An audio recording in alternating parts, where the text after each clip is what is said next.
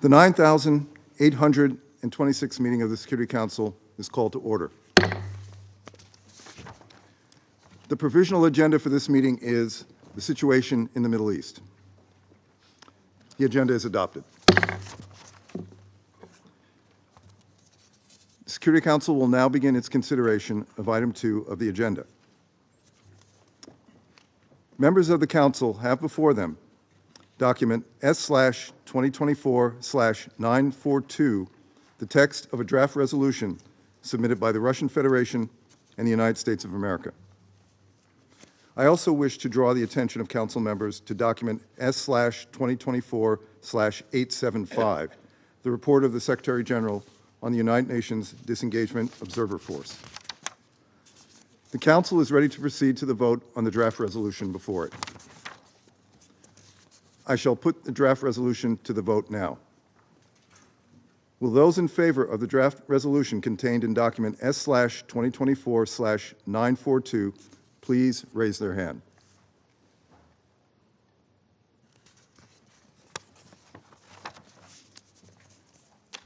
The result of the voting is as follows. The draft resolution received 15 votes in favor. The draft resolution has been adopted unanimously as Resolution 2766 of 2024.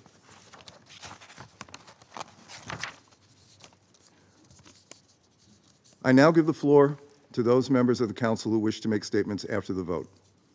I now give the floor to the representative of Algeria. Thank you, Mr. President. I would like to express my gratitude to the Russian Federation and to the United States for their efforts as penholders, co-penholders of the draft resolution we have just adopted. Your work has enabled us to unanimously renew the mandate of INDOF, which comes at a critical juncture for Syria and for the whole region. In this regard, I wish to highlight the following points. First, the resolution underscores that, and I quote, there should be no military forces, military equipment, or personnel in the area of separation other than those of INDOF. End of quote. Therefore, the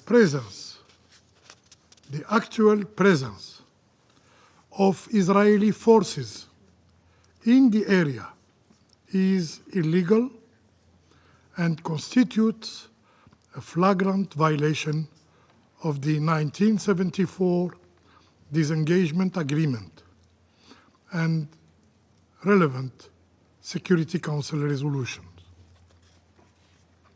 Second, the resolution, and I quote, stresses that both parties must abide by the terms of the 1974 disengagement of forces agreement and scrupulously observe the ceasefire.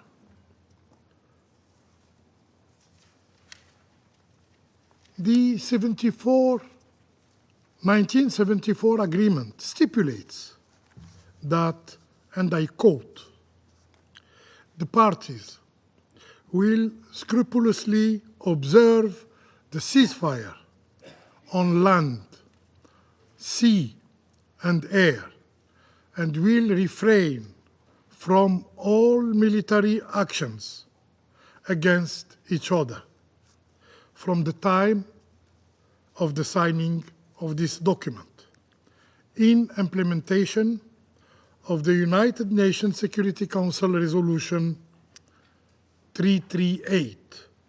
End of quote.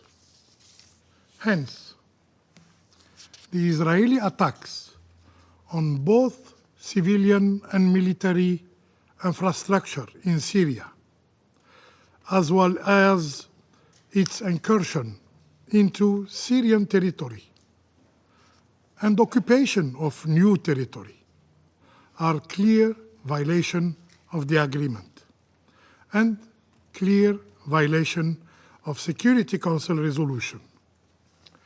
Just today, earlier today, a demonstration took place in Dar'a Governorate to protest the presence of the Israeli forces within Syrian territory and to demand its withdrawal.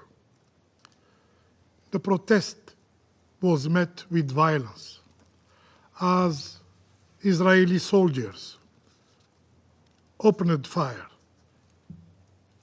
injuring a young man.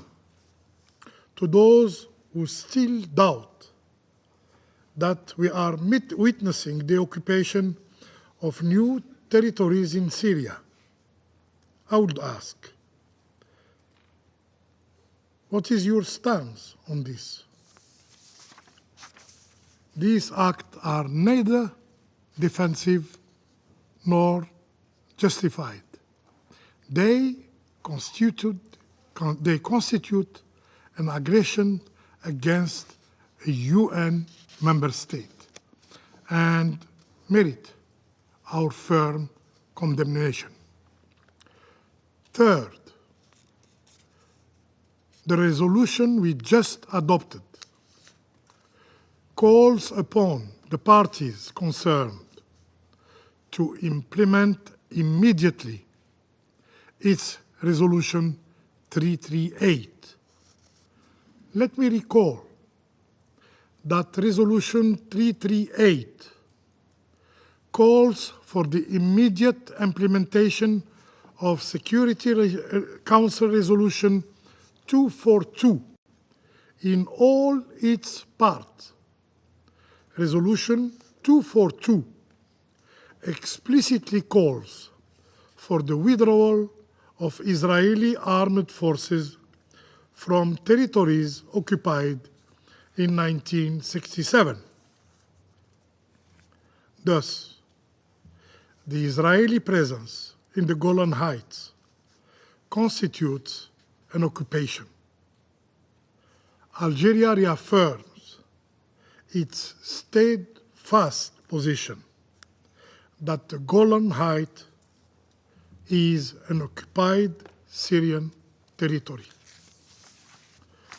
Furthermore, Algeria reiterates its full support of UNDOF and for its peacekeepers, whose safety and security must be ensured by all parties. And we extend our congratulations to Major General Anita Asmah on her appointment as head of mission and force commander of UNDOF, assuring her of our full support. In conclusion, Mr. President, I wish to emphasize that the fragile situation in Syria demands our collective solidarity and support. The international community must set aside its rivalries and competition to avert a catastrophic scenario in Syria and the broader region. We must work together constructively to assist the Syrian people in preserving their country's independence, unity, sovereignty, and territorial integrity, and in establishing new institutions for a brighter and democratic future for Syria. I thank you. I thank the representative of Algeria for their statement. There are no more names inscribed on the list of speakers. The meeting is adjourned.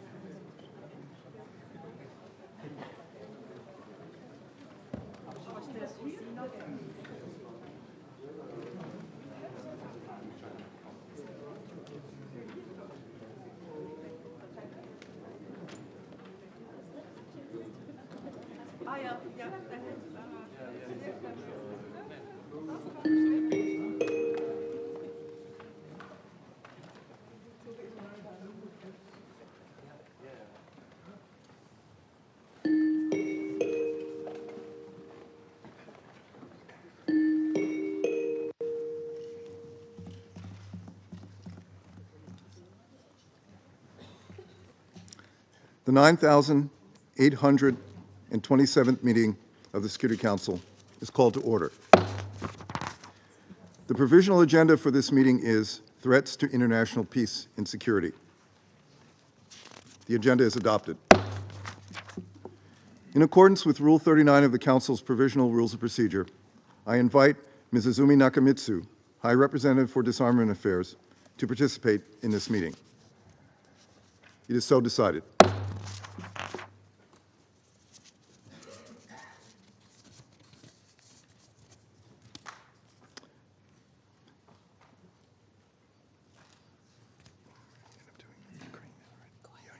In accordance with Rule 37 of the Council's Provisional Rules of Procedure, I invite the representative of Ukraine to participate in this meeting. It is so decided.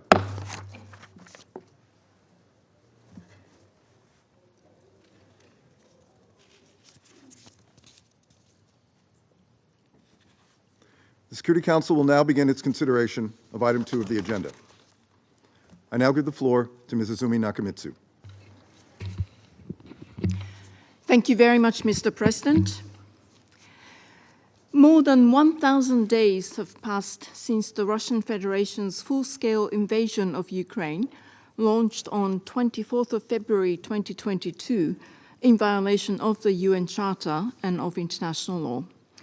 Since then, hostilities across Ukraine have continued to escalate, exacerbating humanitarian needs. Since the last briefing to the Security Council on this topic on 31st of October 2024, we have continued to witness unacceptable levels of civilian death and injuries, as well as the systematic and deliberate targeting by Russian Federation of Ukraine's energy infrastructure. These large-scale attacks raise grave concerns for the welfare of civilians who are facing a winter of hardship and misery.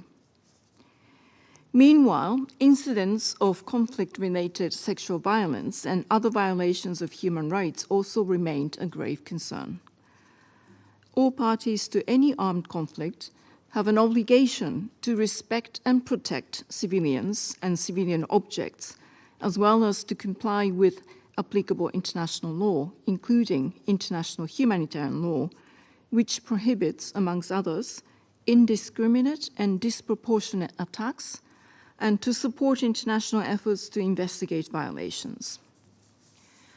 Mr. President, transfers of arms and ammunition and the provision of other forms of military assistance to the armed forces of Ukraine have also continued.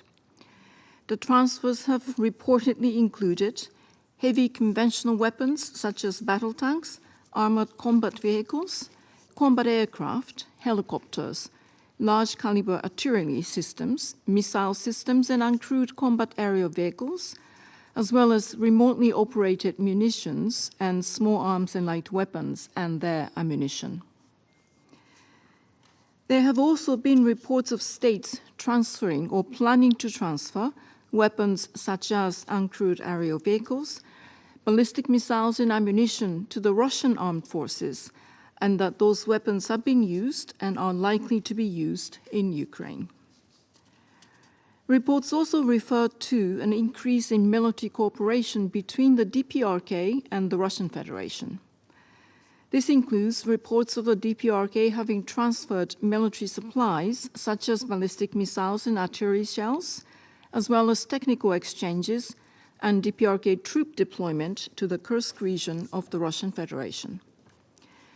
Although the United Nations is not in a position to verify or confirm any claims or reports made, the Secretary General issued a statement on 3rd of November, noting his concern about reports of troops from the DPRK being sent to the Russian Federation, including their possible deployment to the conflict zone.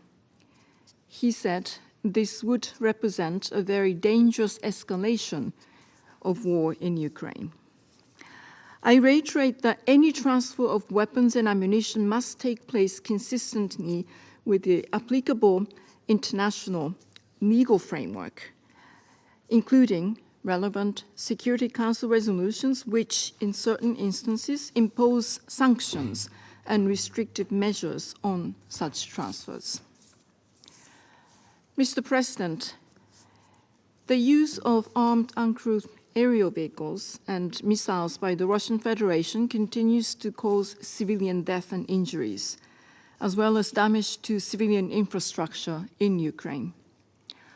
On 21st of November, the President of the Russian Federation confirmed that Russia had tested a new conventional medium-range missile called Oreshnik.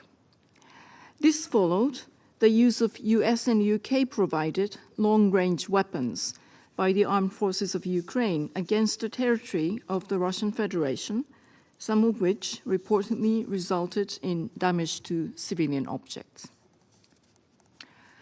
I urge all concerned to refrain from any steps that may lead to further spillover and intensification of the conflict, as well as any further harm to civilians.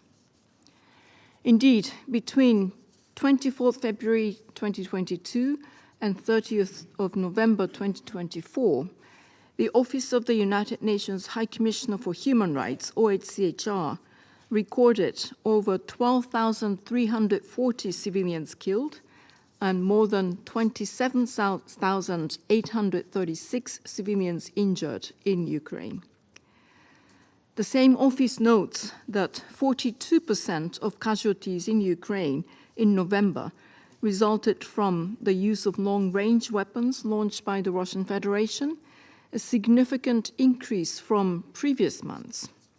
According to the UN Human Rights Monitoring Mission in Ukraine verified data, aerial bombs killed 341 civilians and injured 1,803 from 1 January through 30 November 2024, a threefold increase in fatalities and a sixfold increase in injuries from aerial bombs compared to 2023. In addition, there have also been reports of a number of cross-border strikes using missiles and uncrewed aerial vehicles by Ukraine inside the Russian Federation, with some reportedly resulting in damage to civilian objects.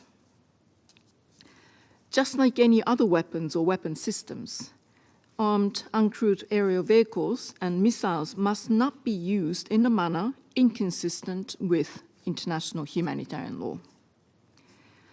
The use of explosive weapons in populated areas remains one of the most significant threats to civilians in armed conflict. Such use of these weapons is unacceptable in view of the well-documented pattern of civilian harm and the likelihood of indiscriminate effects. Reports of the use and transfer of cluster munitions remain deeply concerning due to the indiscriminate harm these weapons can cause and the widespread contamination they leave behind. Equally alarming are recent announcements regarding the transfers of non-persistent anti-personnel landmines.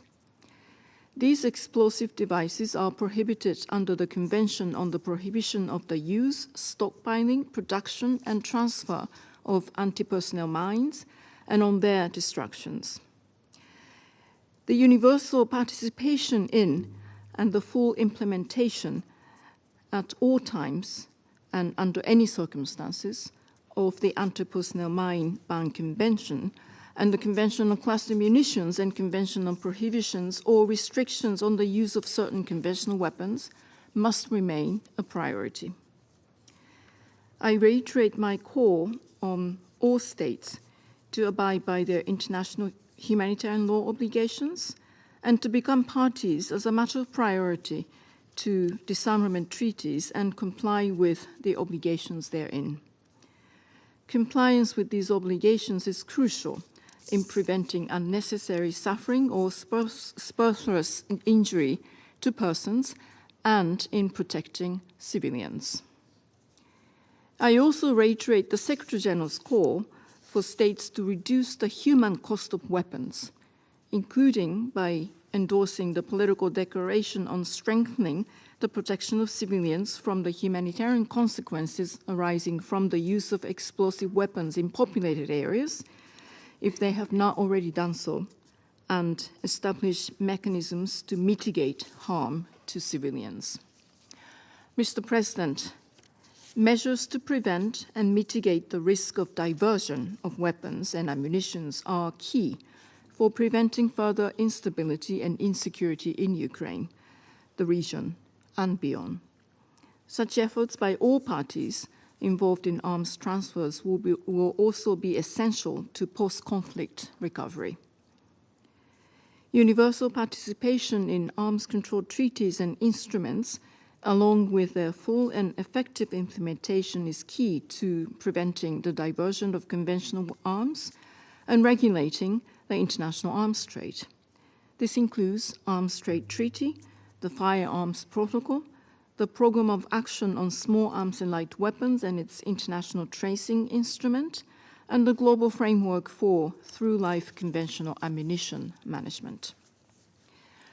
Mr. President, I reiterate Secretary General's call for just, lasting, and comprehensive peace in Ukraine, consistent with the UN Charter and in line with the relevant General Assembly resolutions.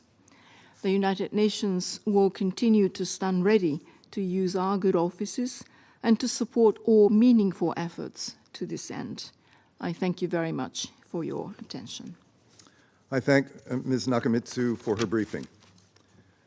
I shall now make a statement in my capacity as representative of the United States. Thank you, Undersecretary General Nakamitsu, for your briefing. Colleagues, this is my last council session with you. Allow me to be direct. Nearly 3 years ago, when Russia invaded Ukraine, the Kremlin believed it could conquer another sovereign nation in violation of the UN Charter with little resistance. The Ukrainians, for their part, proved the Kremlin wrong and are courageously fighting for their homeland and future, for their Ukrainian identity, for their children, for their freedom, for their lives. The United States, as a permanent member of this Council, and along with partners from around the globe, will continue to help Ukraine defend itself from Russia's aggression. This is because we still believe in the UN Charter, which should remain the foundation of states' conduct. Ukraine must prevail against Russia's war of choice. There must be a just, sustainable peace rooted in the UN Charter. This document, the UN Charter, has meaning. It has helped keep the world safe from the scourge of another world war for 80 years. For 80 years, through thick and thin, this Council has worked together to uphold its principles and to oppose territorial conquest. But today, a permanent member of this Council is openly and unashamedly violating the UN Charter. Russia is violating resolutions of this Council, which it voted for, resolutions meant to keep a rogue nation from acquiring nuclear weapons. Nearly 3 years ago, we sat with the Russians in this chamber, urging de-escalation, negotiations, peace talks, anything but war. The Kremlin did not listen then, because Putin does not listen to the words spoken here. In that regard, I have to refer to another permanent member of this Council. China's support for Russia is in clear contradiction to the principles of the UN Charter. China has said in this Council that sovereignty and territorial integrity should be respected. But if China were serious about that, it would use its influence to stop Russia from violating Ukraine's sovereignty and territorial integrity. Let's look not at China's words, but its actions. China continues to supply Russia's war industrial base with dual-use items like bomb-making materials, machine parts, equipment and tools for weapons factories, technology powering drones and missiles. Russia needs these Chinese products for its attacks against Ukraine's civilians and infrastructure. Chinese companies provide them, profit from them. By continuing to permit these exports, Beijing's telegraphs tacit approval of Russia's war, and PRC companies have even helped develop and produce long-range attack UAVs for Russia. If China truly wants a peaceful resolution to Russia's war against Ukraine, it must end its supply to Russia's war machine, impose sanctions on Russia, call on Russia to withdraw its troops, and lead the international community as a permanent member of this council responsible for safeguarding the principles of the UN Charter. Instead, China is a decisive enabler of Russia's war against Ukraine and has refused to use its influence constructively. It has given Russia political cover by repeating Russia's false justifications for the war and by suggesting we should ignore the UN Charter because, quote, the situation on the ground has changed, unquote. China has suggested we not link Russia's aggression in Ukraine with the DPRK's pursuit of nuclear weapons, while it is clear Russia is helping the DPRK with its nuclear ambitions in return for troops and weapons to use against Ukraine. When it comes to Russia, China has demonstrated it is not a legitimate actor for peace. In this council, China outlined its three principles for the war: no expansion of the battlefield, no escalation of the conflict, and no provocations. But China stood aside as Russia violated all three principles by bringing the DPRK into the conflict. Russia has deployed nearly 12,000 DPRK troops, including elite special forces, to fight against Ukraine. Russia has also violated multiple resolutions of this council by importing from the DPRK more than 20,000 shipping containers of munitions containing at least 6 million heavy artillery rounds and well over 100 ballistic missiles. China has considerable influence with both Moscow and Pyongyang, but it has declined to use that influence to oppose Russia-DPRK military cooperation. China has not criticized Russia for importing missiles and Shahed drones from Iran, or for testing on the people of Ukraine an experimental hypersonic missile capable of carrying a nuclear warhead.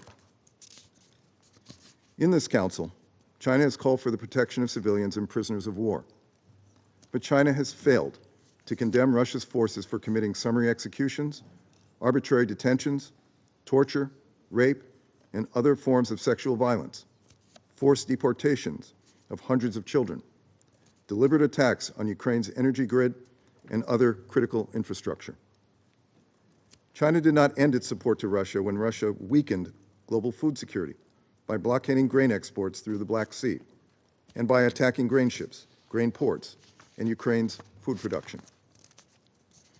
Colleagues, Russia listens only to strength in action, something we collectively lacked when Russia invaded Crimea and when it invaded Georgia before that.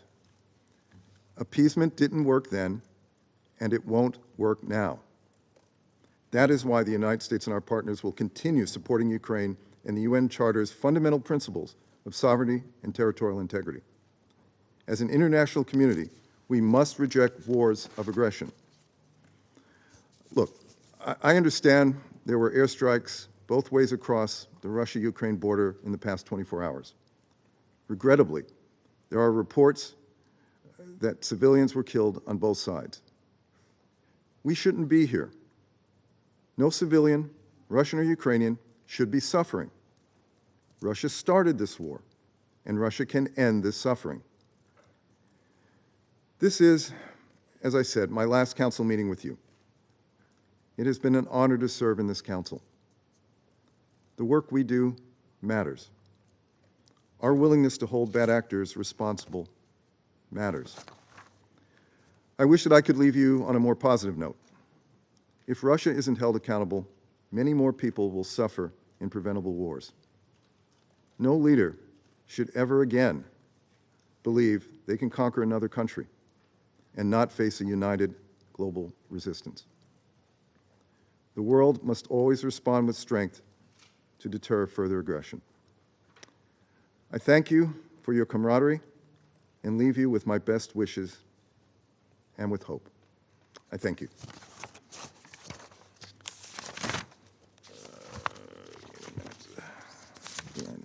I resume my function as President of the Council.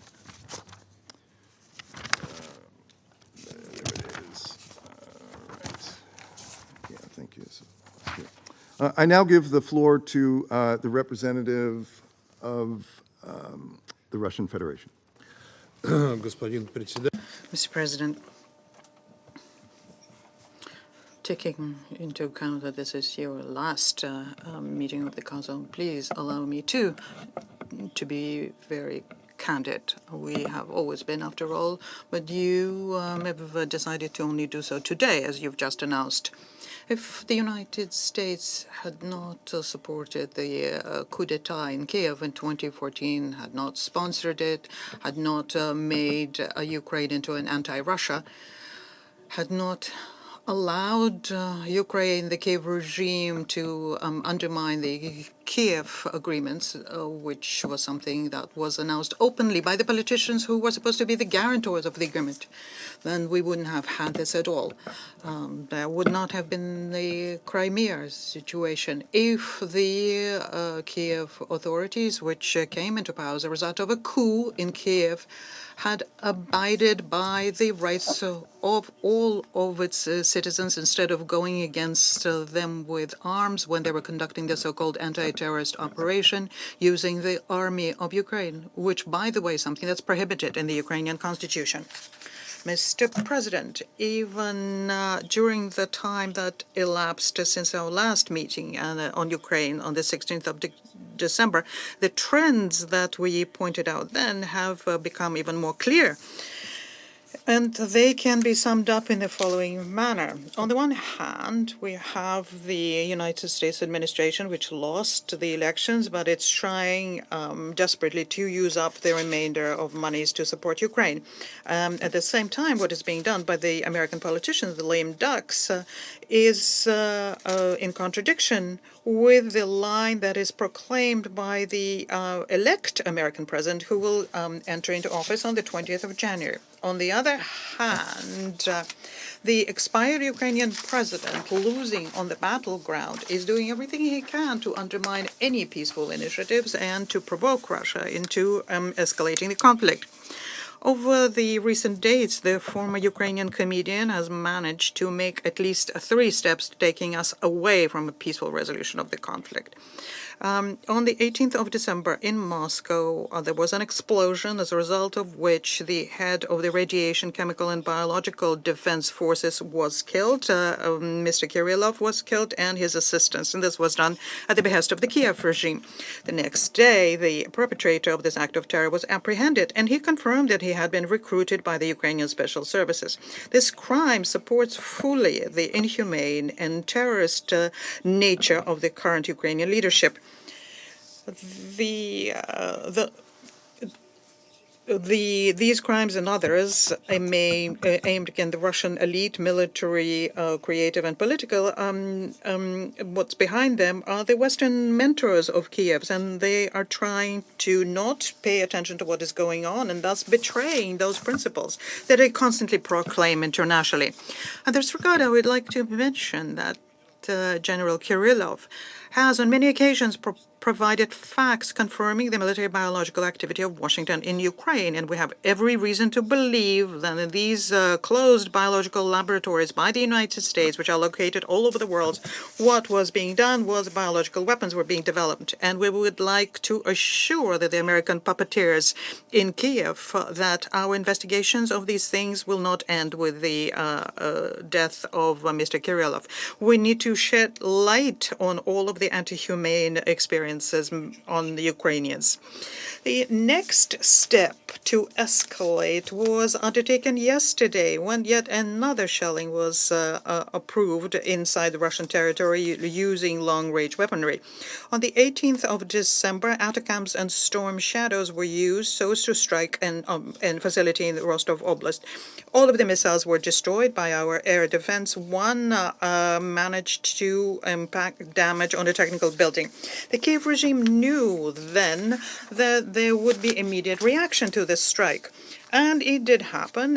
In the early hours of today, there was a group strike using precision long-range strike on a Ukrainian Air Force command post, the design bureau Luch, which deals with missile developments, and also the Patriot complex, which was nearby. The goals of that strikes were attained. All of the objects were hit, and according to our information, some high-ranking Ukrainian armed forces people were hit. And the third step now towards escalation is a mass missile strike against the city of Rilsk in the Kursk Oblast. This took place in the day today from the multiple rocket launch system HIMARS. The goal of the attack were the culture center, a stadium, a teacher's college, a school, and a fireman's unit. According to current information, 6 people died, including 1 child. 10 people are in a hospital. As you can understand, our reaction to this crime against peaceful citizens will not be long in coming. And acting this way, Zelensky ignores the interests and opinion of his own citizens, who a considerable number of them are speaking against new escalation steps as they lead to the destruction of companies and energy objects which are important for the Ukrainian economy. As a result of that, the capacity of Ukraine to live through this winter is something that many experts are questioning. But the former comedian, in order to keep himself in power, is prepared to endanger the entire country he is holding hostage and sacrifice all of its citizens. His henchmen are daily capturing people on the streets and sending them to the front. And this, of course, impacts the quality and the morale of the Ukrainian army. As a result, according to the Ukrainian military leaders themselves, the number of deserters at the end of November was 200,000 people. Just in November, 85,000 Ukrainian military left their positions. This is 3 times the number in October. Also, those Ukrainians which are being trained abroad are deserting. In Poland alone, on average, 12 people leave their training.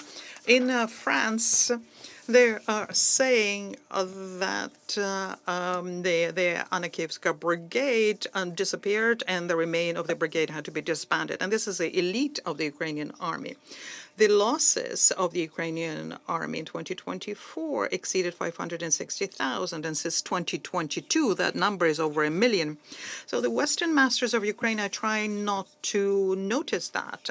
For example, the outgoing Secretary of State, Anthony Blinken, yesterday recently demanded that Kiev start mobilizing people as of 18 years of age. Currently, the age of recruitment is 26. Boris Johnson, the same person who prevented Russia and Ukraine of signing peace in the March of 2022, acknowledged in one of his interviews that the West is fighting Russia and Ukraine by proxy. Well, you remember what Lindsey Graham said something about that. In September 2023, he said assisting Ukraine by the United States, he called that a good investment for the American people. We're destroying the Russian army, he said, without losing a single soldier, he said triumphantly in Kiev. And very recently, Colonel Todd Schmidt, in his report, stated that the war in Ukraine became an open-air laboratory for the American military. Mr. President, calling the military campaign in Ukraine a good investment, Mr. Graham, when he was saying that, was not just using this as a figure of speech. Ukraine have become a gold mine for the military-industrial complex for Anglo-Saxon countries and its allies, most of all for the American companies. According to data in 2023, half of all of the weapons sales was by the American countries. They received $317 billion, 50% of global revenue from that. Overall, the revenue of 100 major weapons manufacturers in 2023, according to the data from the Stockholm Institute on Peace Research, reached $632 billion. It would be naive to think that these unprincipled traders would give up on their huge profits for the benefit of the hapless Ukrainians. At the same time, the military companies work in direct link with the Kiev regimes. 25 foreign lobby and consulting companies have started representing the interests of Ukraine free of charge. One of such companies is BGR Government Affairs, and their leadership publicly called for increasing military assistance to Kiev. By the way, one of their clients is a major supplier and exporter of weapons, the American Raytheon company. There's another method which is being used by the American military-industrial complex. It's the financing of analytical centers, and then conclusions on they're used by the mass media. So money is being made not just by manufacturing their weapons to the Ukrainians, but they're also using the American citizens when they artificially pad the prices of their goods. Despite the fact that this undermines the well-being of Americans, the outgoing American administration is applying up with the manufacturing companies on this, especially since, as was said by Mr. Blinken, most of the $100 billion spent by Washington to Ukraine is spent within the American military-industrial complex. And this is the way this problem was commented by the independent Senator Bernie Sanders. He said that the military subcontractors padded their prices by 40% and sometimes as incredible as 4,000%. In October, the RTX Corporation and Raytheon that I just earlier mentioned is part of that, was fined $950 million for artificially hiking the prices for the Ministry of Defense. They also misled about their costs and bribes to make sure that they receive their contracts. Then Bernie Sanders continued and said that when you start talking about improving the lives of American workers, what he hears as a response is, no, we can't afford that.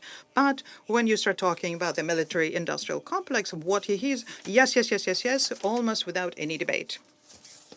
We have already stated at the last meeting why this criminal campaign, including the man in the green sweatshirt, is so afraid of the audit of the amount given to Ukraine by the Trump team. And the European Union also should be talking about a possible audit. Ursula von der Leyen have already gave them 130 billion euros. 47.3 is military assistance. The words by Bernie Sanders only illustrate the level of corruption which accompanies Western supplies of weapons to the Kiev regime. We're discovering new details of this criminal business. Recently, for example, it was announced that the audit of the Department of Defense, the United States, showed that there was an incorrect inventory of the Javelin missiles to Kiev, and the Pentagon has to admit that the whereabouts of more than half of Javelin and Stingers sent to Ukraine are unknown. We can help our American colleagues here. If you want to know where they are, please take a look at the dark internet trading platforms, and you can see that terrorists of all kinds are buying them up, possibly so as to use them in the regional conflict somewhere in Africa or even in an American or European airport. You will have been warned by us about this. Distinguished colleagues, it's difficult to say what this will end up doing for Ukraine and its leader, who is trying to pull the wool over everyone's eyes by saying that he's ready for peace. In actual fact, he's doing everything to escalate the conflict. As we have stated many times, peace for him is the worst possible scenario because for him, with only 11% support on the part of the citizens of Ukraine, what we'll have to do then is organize elections and lose power, and then be held accountable for all of the crimes he committed against his own people when he became a pawn in the geopolitical game played by the West against Russia. Therefore, he is afraid of negotiations of any kind, and he rejects one peace initiative after another. For example, the recent one from President Orban about Christmas truce and POW exchange. The real attitude of the Kiev clique to any negotiations was expressed by the head of President's office, the Great Cardinal Andrei Yermak. He said that the real negotiations on peace will only start when Russia will have depleted all of its resources for military activities. As you all understand, what this means is never. And this true face of the gang in power in Ukraine is something that we are familiar with. That we have no illusions, all the more so since, as we have stated, we do not need a frozen conflict. What we need is to make sure that there is a resolution, a just resolution, and a long-term one, and elimination all of the root causes for it, which everyone well knows. So my advice to all of those who is hoping that the military activities will stop, please do not have any illusions about the real intent of the comedian Zelensky. We never had them to begin with, and we therefore continue a special military operation whose goals will be implemented. And then, in conclusion, one more point. At the beginning of this month, a delegation of the United States insisted on having a meeting on Ukrainian children whose rights Russia is supposedly violating. We drew the attention of our colleagues then in contradistinction to the fabricated topic of the Ukrainian children, which is used by the Kiev regime so as to smear Russia. There are other children-related topics which demand the attention of the Security Council, in particular, the situation of children in Gaza, in the occupied Palestinian territory as a whole. We called at the time the United States to have a meeting on that before the presidency ends. Of course, our American colleagues did not heed this appeal of ours. The fate of the children in Gaza is not of interest to them, and this topic is inconvenient for their strategic ally, Israel. We think such double standards are unacceptable for this in the Security Council. We therefore are going to request a meeting on children in Palestine in January, and would ask the upcoming Algerian presidency to keep that in mind for their plan of work. Thank you. I thank the representative of the Russian Federation for their statement. I now give the floor to the representative of the United Kingdom. Thank you, Mr. President, and thank you to the High Representative for Disarmament Affairs for her briefing. This is the 17th time in the last year that Russia has called a meeting that seeks to rewrite history and undermine UN-verified facts. Their aim is to distort reality so thoroughly that the international community can no longer discern what is true. We continuously listen to Russia's attempt to justify its violation of the Charter, its invasion of a neighbour. But the Charter provides no justification for Russia's actions whatsoever. And now we sit here for the 17th time this year, listening to Russia try to tell us that Ukraine should not be permitted to defend itself against Russian aggression. That no matter how many weapons and troops Russia deploys or gets from third parties to prolong their aggression, Ukraine should be prevented from seeking support from its partners in defense of its sovereignty and territorial integrity. If Russia is so concerned about Ukraine's defensive action, then maybe Russia should stop invading. The solution is really very simple. Russia should withdraw its troops from its neighbour and cease its aggression. Russian weapons have now been used in Ukraine for over 1,000 days. They are targeting Ukrainian cities and energy infrastructure, leaving millions without essential services, not to mention the deadly, well-documented attacks on medical facilities. The WHO has recorded over 2,000 attacks on healthcare in Ukraine, including hospitals, since the start of Russia's invasion. and 12,000 Ukrainian civilians have been killed. 12,000 innocent lives, leaving behind grief and trauma for their families. But it is not Russia's weapons alone that are costing countless lives. DPRK and Iran have supplied Russia with munitions and ballistic missiles for use on the battlefield in Ukraine. And now thousands of DPRK troops have joined forces with Russia, prolonging the war and increasing the suffering of the Ukrainian people. And we know that DPRK will be extracting a high price in return, which has significant implications for global security, significant implications for all of us. Madam President, this Christmas I suggest the Russian delegation reads How Much Land Does a Man Need by Leo Tolstoy.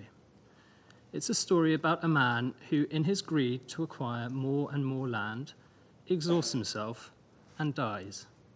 He's buried in a 6-foot grave, which is all the land he ends up with. The moral is quite clear. The Russians would do well to heed the wisdom of their forebears, because the supporters of Ukraine are on the right side of history. Until Russia ceases its aggression, we will continue to support Ukraine in defending itself, and we will continue to support their efforts to find a just and lasting peace based on the principles of the UN Charter. It was a breach of the Charter that brought us to this horrific situation, and only full adherence to the Charter will resolve it. And that means Russia ceasing its aggression and fully withdrawing from a sovereign and secure Ukraine. Thank you. I thank the representative of the United Kingdom, and I now give the floor to the Republic of Korea's representative. Thank you, Madam President. I extend my gratitude to High Representative Nakamitsu for the timely briefing. Today's meeting is the third that the Security Council has held this month on the situation in Ukraine. The topics addressed at the two last meetings, the war's impact on children and the attacks on critical infrastructure, still require urgent attention and action from the international community. In addition, just 2 days ago, we gathered once again in this august chamber to address another critical issue, non-proliferation, DPRK. And a majority of the Security Council members condemn the illegal military cooperation between Russia and North Korea then. On all previous occasions, we clearly heard the international community's collective voice urging Russia to end its unprovoked war against Ukraine. Colleagues, the Republic of Korea reiterates its consistent positions that Ukraine is acting to defend its people and its territories in line with the UN Charter and international law with the international community's assistance. Indeed, it is quite clear that this conflict began with Russia's invasion of a neighboring country in violation of the UN Charter. Needless to say, the global support for Ukraine's effort to safeguard its people and territory is entirely legitimate. For this region, as we have previously mentioned, we are of the view that today's meeting again on the issue of weapons transferred to Ukraine is irrelevant. Russia is arguing that Western countries' provision of weapons is prolonging the war. However, few countries would support this argument. The world knows the difference between an aggressor and a victim, as witnessed by the overwhelming majority of UN member states repeatedly condemning Russia in the General Assembly. Despite its best efforts, Russia cannot justify its unjust war against Ukraine, nor will it succeed in shifting blame regarding the origins of this illegal war and its subsequent escalation. To make a matter worse, military cooperation between Russia and North Korea is significantly intensifying. North Korea supplied Russia with large amounts of munitions, missiles, and artillery, violating the Security Council resolution. In addition, over 11,000 North Korean troops were sent to fight in Russia's war against Ukraine, with more than 1,000 casualties. This unexpected level of collusion raises serious concerns about the future of this illegal coalition.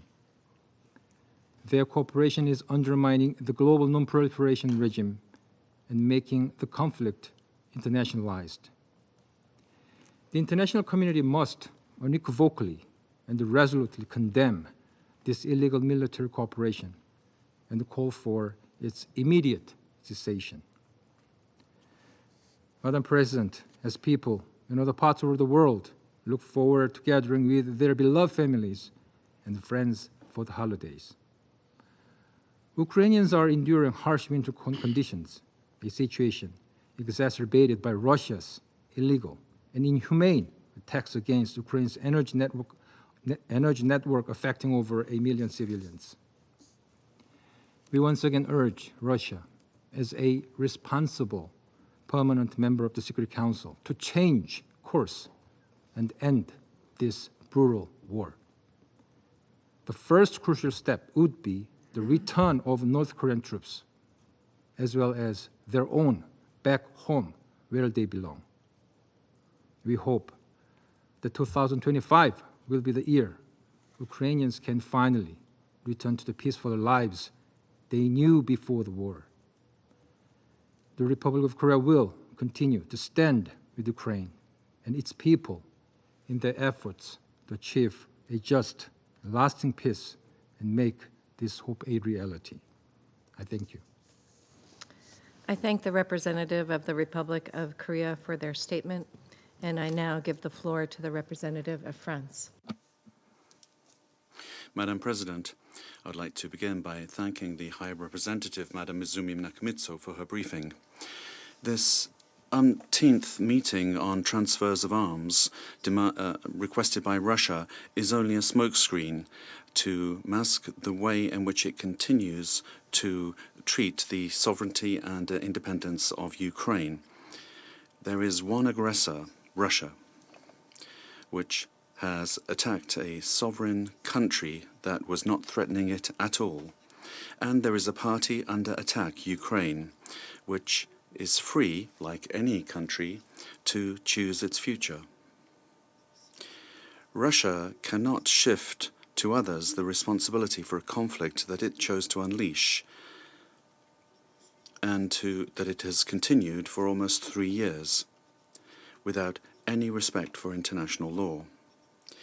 Let us remember that Russia ignored the order of the International Court of Justice, which ordered it on the 16th of March 2022 to immediately suspend its military operations. It has ignored resolutions of the General Assembly of the United Nations, which condemned this aggression 7 times with a very broad majority, and called for the respect for the territorial integrity of Ukraine. Let us say this once again. Russia can choose at any time to cease its aggression without harming its own security. Article 51 of the Charter is very clear. Ukraine has the right to defend itself. The exercise of this right of legitimate defense includes the possibility to take out Russian military targets involved in operations targeting Ukrainian territory. Madam President, for more than 1,000 days, Russia has violated international humanitarian law by carrying out systematic strike campaigns on civilian populations and Ukrainian civilian infrastructure, particularly in the energy sector. Whilst Ukraine is preparing to enter its 3rd winter of war, France will remain committed to respond to the humanitarian needs of the Ukrainian population. The pursuit by Russia of this illegal aggression, which is facilitated by transfers of arms and is supporting this war effort. Russia continues to undermine the international architecture for non-proliferation by procuring ballistic missiles and drones from Iran in violation of Security Council resolutions which it supported, also receiving munitions and ballistic missiles from North Korea. The deployment in Russia of North Korean soldiers and their fighting alongside Russian forces is another escalation. This commitment, which was probably not expected for Pyongyang, is unacceptable and must be condemned by the international community. France calls upon all states to abstain from providing Russia with military equipment and dual-use goods and any components which feed into this war of aggression. Madam President, France, with our partners, will continue to stand alongside Ukraine and support it in all respects as long as necessary. We will continue to provide Ukraine with indispensable military support for defending its independence, sovereignty, and territorial integrity in accordance with the Charter. The so-called capitulation of the party under attack cannot be the condition for negotiations. It will never be the foundation for a just and lasting peace. This can only ever be based on respect for the fundamental principles of the Charter, and therefore the sovereignty, territorial integrity, and independence of Ukraine. Thank you. I thank the representative of France for their statement. I now give the floor to the representative of Slovenia. Thank you, Madam President. I wish to thank USG Nakamitsu for her briefing. Let me make a couple of points on behalf of my delegation.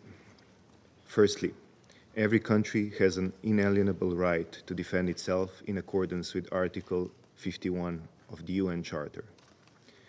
By extension, every country has the right to procure the means to defend themselves. As underlined by USG Nakamitsu, the acquisition itself must be in line with the international legal framework, which among others includes resolutions adopted by this Council. It is worth pointing out to the source of inconsistencies with international law during this war. It is Russia that illegally invaded Ukraine. At the same time, for over a year now, reports about artillery shell and ballistic missile transfers from the DPRK have been mounting. And these weapons have been sustaining the ongoing aggression. This represents a violation of Security Council resolutions and needs to be further addressed. The Wednesday's briefing was informative in this regard. Secondly, we are gravely concerned with the extent of mine use in Ukraine.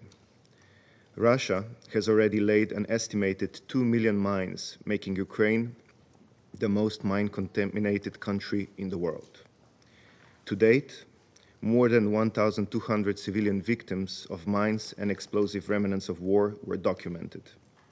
This is just the start, as these weapons will pose a threat to the civilian population for years to come. In this regard, we call for the full respect of the Anti-Personnel Mine Ban Convention. Madam President, Slovenia is greatly concerned with the escalation of this war. It is engulfing more and more territories. We're witnessing ever larger aerial attacks and use of modernized weapons with more firepower. Each day of the war increases the risk of spillover and of crossing the point of no return. We need peace in Ukraine as soon as possible. It cannot come a moment too soon. But for it to last, it needs to be in line with the UN Charter and international law. I thank you. I thank the representative of Slovenia for their remarks, and I now give the floor to the representative of Guyana. Thank you, Madam President. I thank High Representative Nakamitsu for the important updates provided. Today's meeting comes on the heels of alarming reports of further escalations in the war between Russia and Ukraine. Media reports this morning of a missile strike that damaged 6 foreign diplomatic missions in Kyiv and killed at least 1 individual are deeply distressing. Guyana maintains that any attack directed against a diplomatic facility is unacceptable. We reaffirm the provisions of the Vienna Convention on Diplomatic Relations of 1961, including the inviolability of diplomatic premises and call for a full and impartial investigation into this incident. Madam President, UN agencies grappling with the humanitarian fallout of this war have all sounded the alarm about the gravity and scale of the violations of international humanitarian law and international human rights law being committed in Ukraine. In addition to reports of human rights abuses, one persistent pattern observed is the almost willful disregard for the principles of distinction, proportionality, and distinction with the use of weapons that are indiscriminate by nature and where the effects of their use cannot be limited as required under international humanitarian law. In their latest update, the Human Rights Monitoring Mission to Ukraine has noted an increase in civilian casualties from the use of aerial glide bombs in densely populated urban centers, including Kharkiv, Sumy, and Zaporizhia. The Office of the High Representative for Disarmament Affairs has also repeatedly expressed concern about reports of the use of cluster munitions and widespread contamination with mines and explosive remnants of war in Ukraine, underscoring that these weapons can contaminate communities for decades to come. According to the United Nations Development Programme, Ukraine is now considered the most mined country in the world, with potentially 23% of its land at risk of contamination with landmines and unexploded ordnance. It is estimated that clearing landmines and unexploded ordnance in Ukraine is likely to cost over $34 billion. Several reports indicate that most civilian casualties recorded to date were caused by use of explosive weapons with wide area effects in populated areas, such as artillery shells and rockets, bombs, missiles, loitering munitions, and other explosive munitions dropped by unmanned aerial vehicles.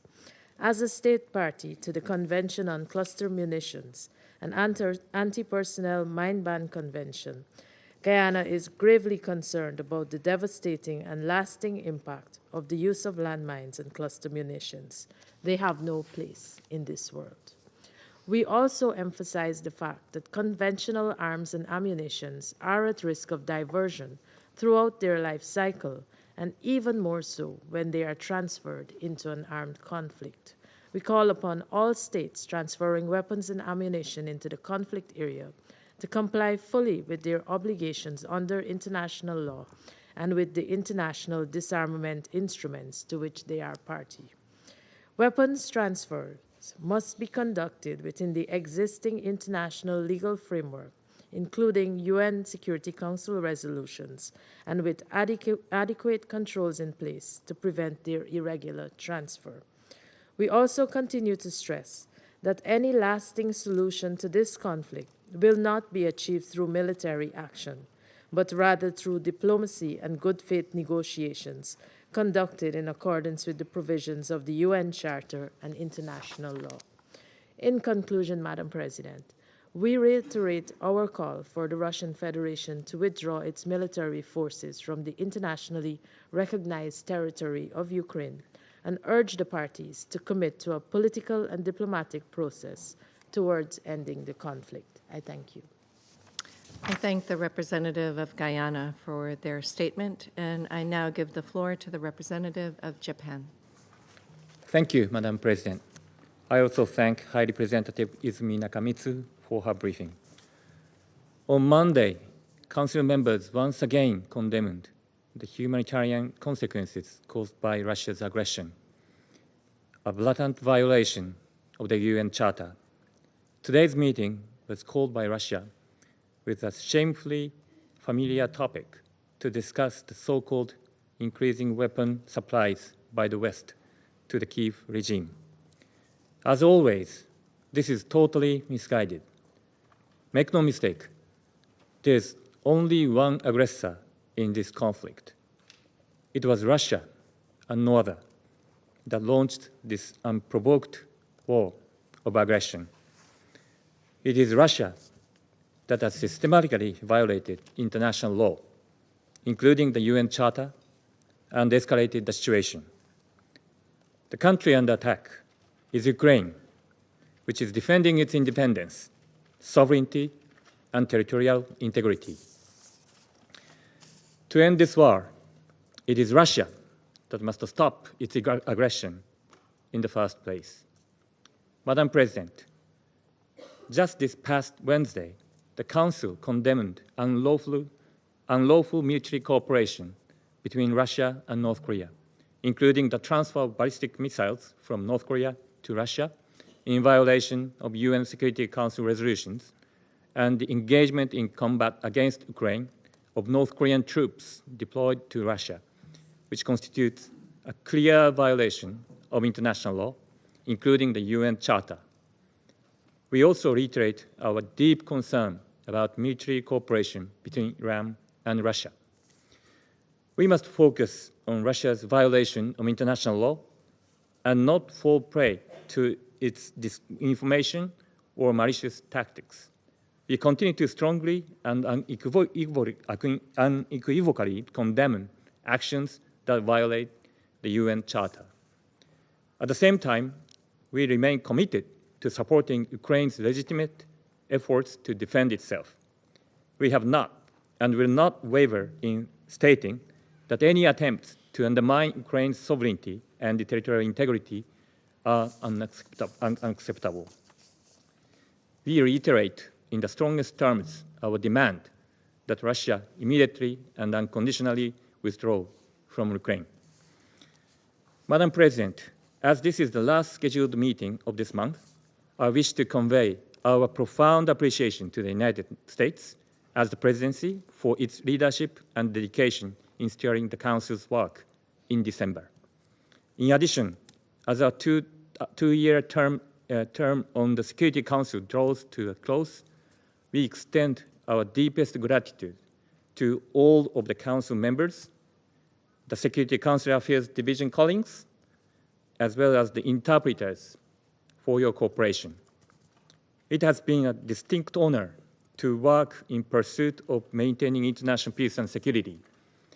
As we step away, we reaffirm our unwavering support for the vital work of this Council.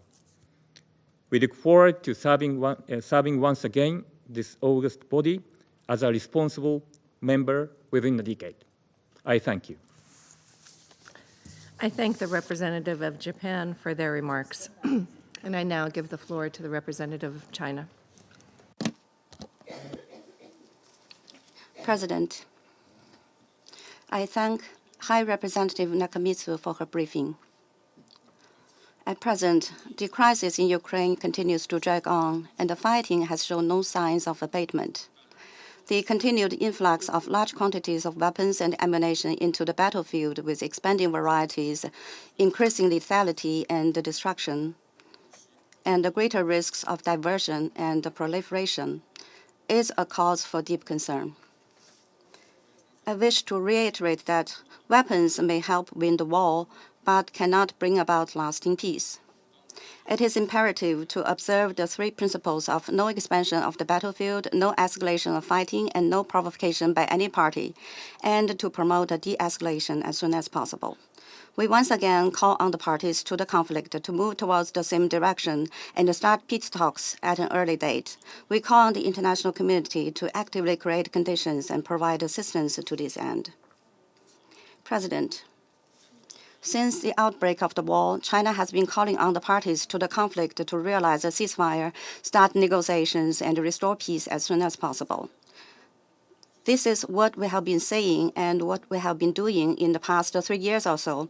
China has always been committed to promoting a political settlement and has been working for peace and promoting dialogue.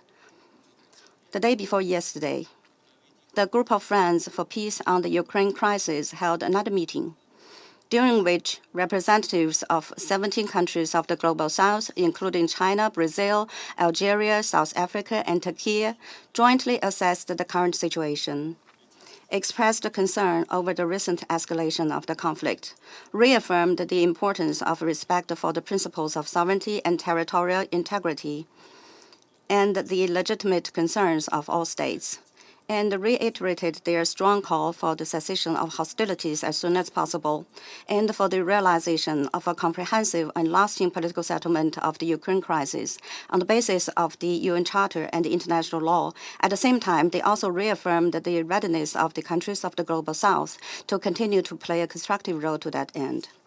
President, China's efforts for peace are well known to the international community and have received recognition and support of the vast majority of countries.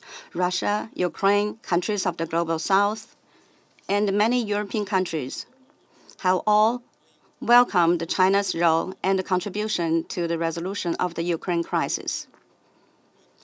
The United States is the only country that has chosen to turn a blind eye to China's efforts and has continued to crisis. The United States is the only country that has chosen to turn a blind eye to China's efforts and has continued to spread false information in public. Just now, your colleague,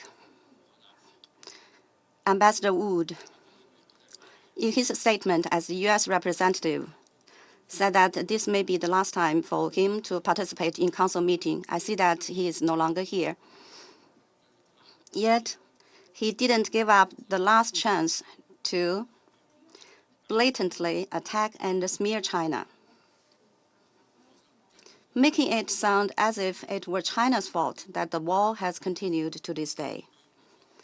I have responded to the relevant erroneous remarks of the U.S. side many times before, so I will not repeat them today. Given that this may be the last time this year for the Council to consider the Ukraine issue and may well be the last open meeting of the Security Council, looking ahead to the new year, I wish to express 3 points of hope to the U.S. side.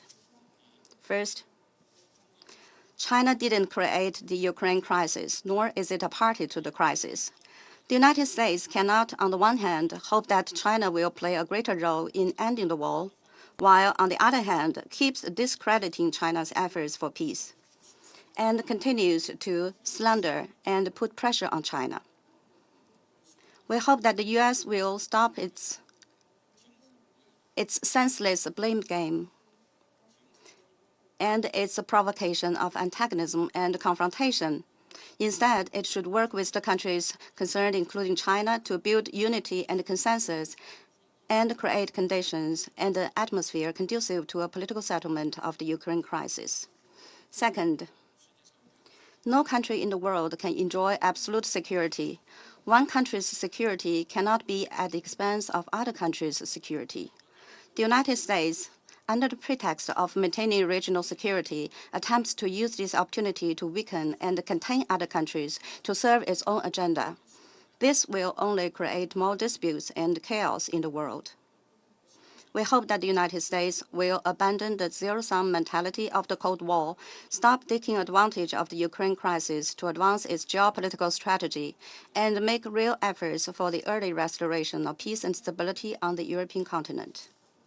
Third, the current situation regarding the Ukraine issue is changing.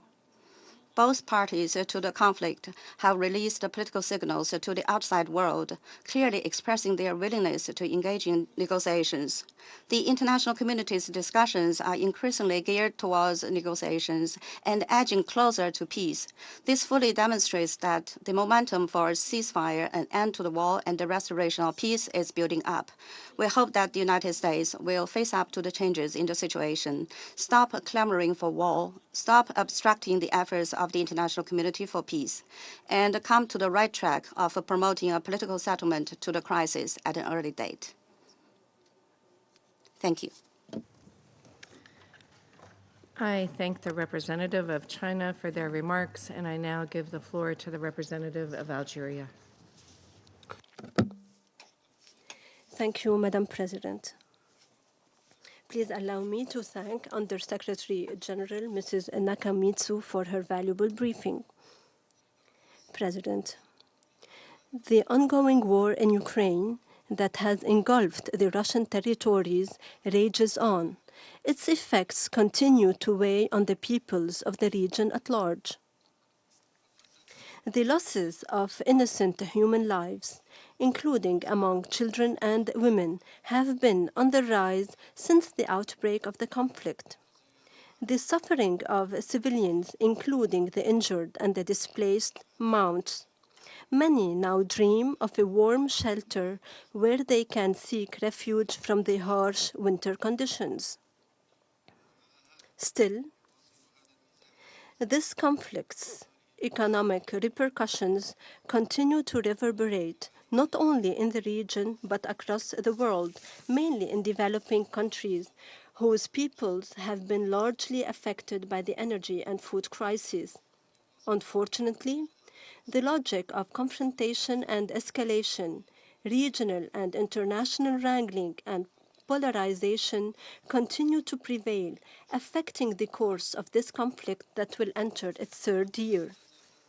Algeria has repeatedly warned that such a logic will fuel tension, thus plunging the region into a quagmire of endless conflicts and crises. This is the sad reality on the ground. Tension has been fueled by the flow of weapons and ammunition to conflict zones, thus fomenting the war and its risks and steering us away from a peaceful political process that can lead to a peaceful settlement of the conflict. I would like to reaffirm the following points.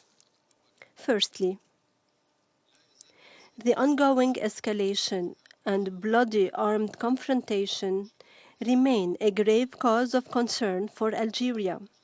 We condemn again the violations of international law, including international humanitarian law. We call again on both parties to exercise restraint, de-escalate, respect their international obligations, and protect civilians as a top priority. Targeting civilians and civilian infrastructure is unacceptable under any circumstances. This is prohibited under international humanitarian law. Secondly, we express our deep concern about the use of lethal and destructive ammunition and weapons in conflict zones, which was recently reinforced by the use of modern, medium, and long-range missiles in the Ukrainian and Russian territories. We call on both parties to ensure that these weapons do not fall into the hands of criminal, terrorist, and extremist groups that often use such weapons in hostile acts against defenseless civilians to exercise hegemony. Thirdly, we call again on both parties to prioritize dialogue and diplomacy and to engage in inclusive and constructive negotiations away from politicization. The war and clashes have had limited impact on advancing progress towards peace. The time has thus come to give diplomacy a genuine chance to achieve a just and lasting peace. This peace must be rooted in the principles and purposes of the Charter of the UN, which we all uphold, and must take into consideration the legitimate security considerations or concerns of both parties. The international community must step up its diplomatic efforts at all levels to create conditions conducive for negotiations, to defuse the war, and achieve peace and security in the region. Thank you. I thank the representative of Algeria for their statement, and I now give the floor to the representative of Mozambique. Thank you, Madam President. I thank the United States for convening this meeting. I also thank Ms. Izumi Nakamitsu, High Representative for Disarmament Affairs, for her valuable insights. I also welcome the permanent representative of Ukraine in this meeting. Madam President, the evolving situation in Ukraine continues to command our grave concern, particularly in light of the recent escalations and the deepening humanitarian crisis. The Security Council's decision to meet for the second time this week underscores the urgency and gravity of the situation.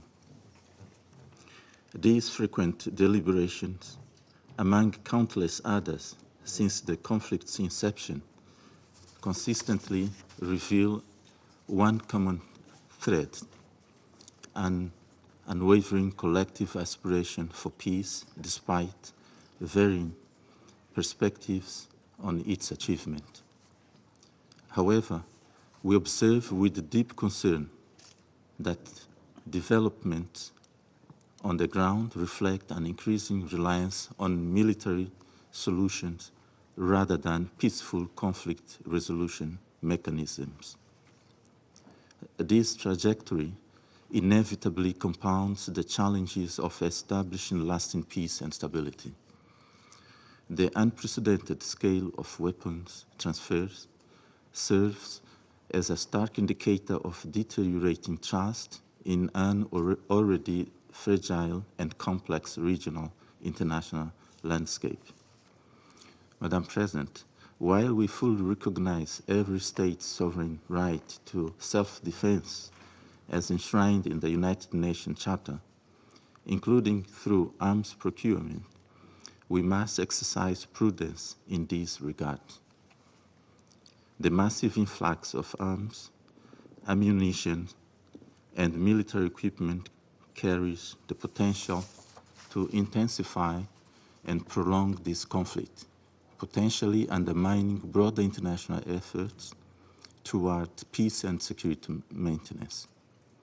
Of particular concern are the risks of weapons diversion to unauthorized actors and, most critically, the disproportionate impact on civilian populations who continue to bear the heaviest burden of this conflict. Madam President, to mitigate the devastating consequences of the extensive arms flows, we propose two mitigation measures. First, all parties must uphold responsible and transparent arms transfer, consistent with the existing international legal framework. This is crucial to prevent the unregulated transfers of arms, which can lead to weapons proliferation and illicit trafficking. Second, both exporting and recipient states must fulfill their respective obligations. Exporting states must refrain from transferring arms where risks exist of human rights violations or breaches of international humanitarian law. Recipient states must ensure that the arms transferred are used in a manner consistent with applicable international legal instruments and are not diverted or transferred to other destinations. Comprehensive risk assessment mechanisms are fundamental to this process. Madam President, while mitigation measures are crucial, they serve only as temporary solutions. True conflict resolution demands genuine political will to address both its immediate and underlying causes essential for achieving lasting peace and stability. In this context, Mozambique reiterates its steadfast position and urges the relevant parties to immediately halt hostilities, engage in direct, meaningful negotiations in good faith, and adopt a constructive, inclusive approach focused on mutual benefits rather than competitive advantage. And finally, Madam President, as this is the last statement we make before exiting the Council,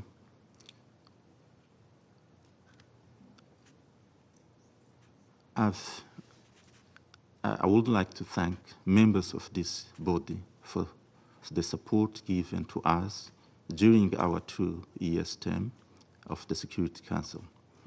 We also thank the Secretariat, interpreters, and those behind the scenes who have helped us during our membership. I thank you. I thank the representative of Mozambique for their statement, and I now give the floor to the representative of Ecuador. Thank you very much, Madam President, and I'd like to thank the High Representative, Madam Nakamitsu, for her briefing. Ecuador laments the fact that almost 3 years since the beginning of the invasion of Ukraine, and after more than 100 meetings of this Council, we still don't see any possible signs of a peaceful outcome to this conflict. On the contrary, hostilities and the risks of escalation continue to intensify, exacerbating the already tense geopolitical situation and increasing the danger of a broader confrontation. A few days ago, this Council received a report from OCHA on the humanitarian situation in Ukraine. The reports are alarming, particularly given the arrival of winter and the systematic destruction of the energy infrastructure of the country. The report recalled also that over the last 3 years, where civilians have suffered, they continue to suffer the greatest consequences from a war that was not of their choosing. And this morning we heard about new missile attacks on Ukraine's capital that led to civilian injuries and damage to civilian infrastructure and embassies of various countries. Ecuador condemns robustly these attacks. They violate international humanitarian law, they increase the suffering of civilians, and they worsen the tensions in a conflict which urgently requires de-escalation. Once again, I call upon the parties to abstain from using explosive weapons in populated areas and take the fighting away from urban areas and nuclear installations. International humanitarian law is clear when it comes to the prohibition of attacks against civilians and civilian infrastructure, and this law must be respected. President, with regard to the issue that we are looking at today, Ecuador's position is clear. The transfer of arms and munitions must be in strict adherence to the internationally applicable legal framework and pertinent resolutions of the Security Council. Ecuador supports the recommendations put forward by High Representative Nakamitsu with regard to the measures necessary to mitigate the risks of diversion and proliferation of arms and munitions. States must act responsibly at every stage of the transfer chain in order to prevent diversion, illicit trafficking and misuse of arms. This is something that history has proven, even years after a ceasefire, that weapons used in conflicts can continue to affect civilians and become a factor of instability in the long term. The reports with regard to the use and transfer of cluster munitions and anti-personnel mines are particularly worrying, bearing in mind the indiscriminate effects that these weapons have. The full implementation of the Ottawa Convention on Anti-Personnel Mines, the Convention on Cluster Munitions, and the Convention on Prohibitions or Restrictions on the Use of Certain Conventional Weapons must continue to be a priority. And we reiterate the need to give priority to the protection of civilians and the goal of bringing about global stability over and above any arguments with regard to industry, production, or distribution. Excellencies, colleagues, we cannot underestimate the risks posed by a greater escalation of the conflict and its implications for international security. The use of ever more destructive weapons, as well as the mobilization of thousands of soldiers from the Democratic People's Republic of Korea towards the front lines, and their potential participation in the hostilities are something that the international community should study in particular, and it should be followed up by this Council. The parties should act responsibly and with restraint and abstain from adopting any measure that could lead to a prolongation and intensification of the war. The strategy of escalating in order to de-escalate is extremely dangerous and moves us away from a peaceful solution. Madam President, reversing the current and dangerous direction of travel and bringing about a ceasefire requires diplomatic efforts and political will. Diplomacy and dialogue cannot be considered as red lines. The time has come to put an end to the human suffering and bring about a just and sustainable peace for Ukraine. The United Nations system has the instruments and experience necessary to make a contribution towards this goal. Ecuador, for its part, will continue to be prepared to make our contribution to any good faith effort that will lead to lasting peace in Ukraine, and which is within the framework of the Charter of the United Nations, international law, and resolutions of the General Assembly. Bearing in mind that this may be the last public meeting on the agenda of the Security Council for this month, I'd like to take this opportunity to congratulate the United States for their successful presidency.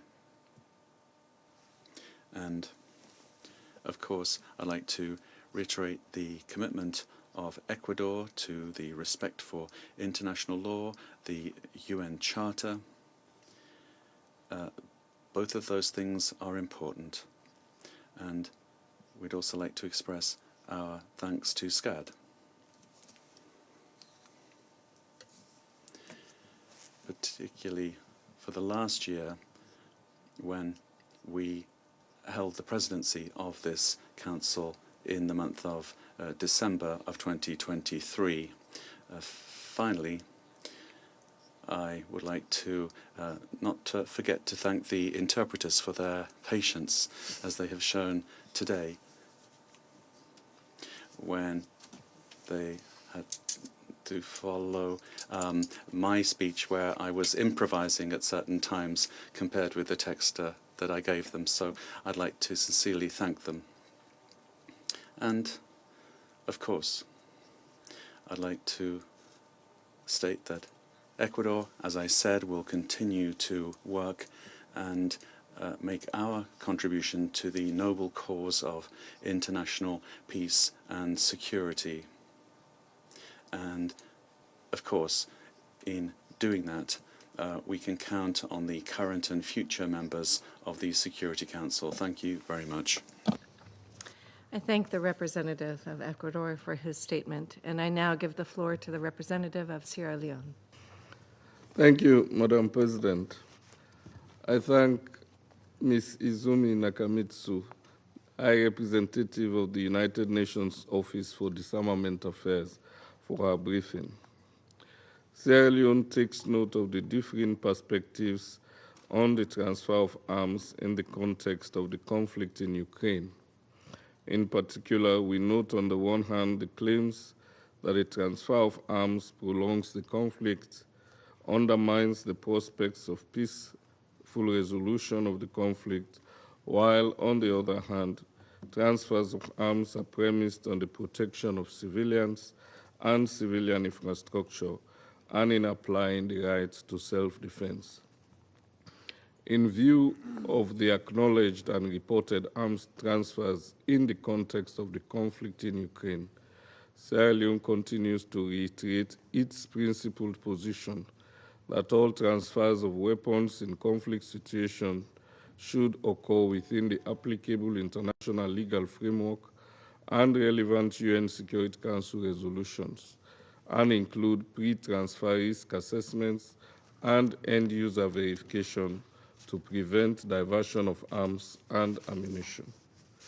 Madam President, Sierra Leone is deeply concerned about the continuing impact of these weapons used in the conflict on civilians and civilian infrastructure.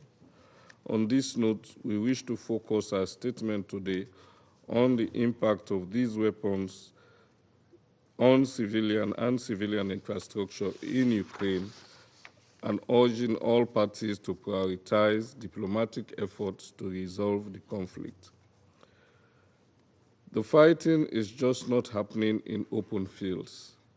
They are occurring in towns and villages and in built-up areas. Thus, the ballistic missiles, long-range and intermediate-range missiles, artillery, glide bombs, drones, including personal rifles that are launched and fired at human beings and against energy facilities, residential homes, schools, children's playgrounds, hospitals, marketplaces or shopping centers, factories, storage facilities, seaports, transportation facilities, cultural centers, and churches. Regardless of the intent, the end result of the use of weapons is death, destruction, and suffering. It is the ordinary Ukrainian civilians, and in some cases now affected Russian civilians, that suffer the most. The Office of the UN High Commissioner for Human Rights has documented a total of over 37,000 civilian casualties since the start of the conflict on 24th February 2022, including over 12,000 deaths and 25,000 injured. UNICEF confirmed that these casualties include over 2,000 children killed or injured in Ukraine since the start of the conflict, highlighting that the number of child fatalities this year alone has increased by almost 40% compared to 2023. It is estimated that 60% of Ukraine's energy infrastructure have been damaged or destroyed by missiles, artillery, bombs, and drones as they made it through Ukraine's air defenses, leading to daily power cuts for millions of people across Ukraine. These outages, often lasting many hours, limit access to water, mobile networks and internet, public transportation, and elevators in high-rise buildings. In addition to the damage or destruction to energy infrastructure, these weapons have caused disruption of essential services such as electricity, internet, transportation, among others. They have destroyed thousands of homes, hundreds of hospitals, and entire neighborhoods and villages have been decimated, causing millions of people to become internally displaced and refugees in other countries. Furthermore, the United Nations Environment Programme also estimates that these weapons have caused the release of toxic materials into the air, including greenhouse gas emissions, damaged ecosystems, and lead to biodiversity loss, soil pollution, and other forms of contamination. Sierra Leone reiterates that attacks against civilians and civilian infrastructure are prohibited under international law. We call on all sides to ensure compliance with applicable international law, including international humanitarian law. Madam President, the conflict has been going on for almost 3 years, and there is seemingly no end in sight. Sierra Leone reiterates that military means alone will not achieve the political objective of the conflict in Ukraine. Therefore, Sierra Leone urges all parties to refrain from further escalation in pursuit of the option of winning the battle at all cost. We call on all parties to seek and pursue political dialogue, as the military instruments will not achieve just and lasting peace in Ukraine, and it will not achieve any political objective of the conflict. Diplomatic efforts should be the primary tool employed to pave the way for a peaceful resolution of the conflict. The alarming civilian casualties also underscore the urgent need for all parties to take meaningful steps towards the immediate cessation of hostilities. In closing, Madam President, Sierra Leone calls for the full respect for the principle of sovereignty and territorial integrity, in particular the sovereignty and territorial integrity of Ukraine within its internationally recognized borders. We urge parties to the conflict to engage constructively, taking into account the legitimate concerns of all parties, to find a political and diplomatic solution as envisaged in Article 33 of the UN Charter. I thank you. I thank the representative of Sierra Leone for their statement, and I now give the floor to the representative of Malta. Thank you, Madam President, and I also thank High Representative Nakamitsu for her briefing.